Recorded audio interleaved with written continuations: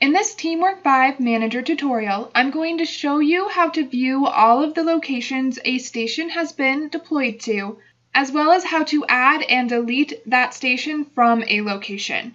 To do that, go to your top menu bar and click on TeamWork. Make sure you have your enterprise selected. You cannot do this if you are in a specific location. Then click on Stations. Select the station whose locations you want to view.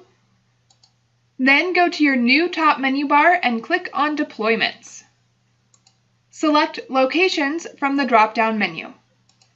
You should now arrive at a list of the locations this station has been deployed to. If you want to add a new location, click the Add button at the top of the chart and choose the new location. I'll say Coffee Shop C. If you don't want to add this station to this location, click Close. I do, so I'm going to choose Save.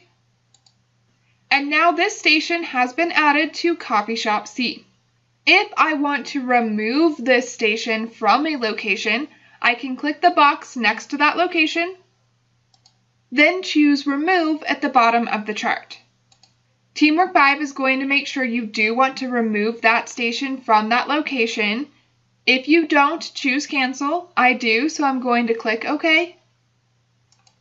And now that station has been removed from that location. Station deployments cannot be removed from a location if there is currently an active shift in a schedule for that location. If you do remove a station, that will delete those shifts from the templates you use to build your schedule.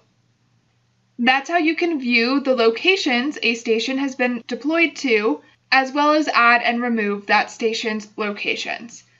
Check out the next video to learn how to view, add, and remove a station's employees.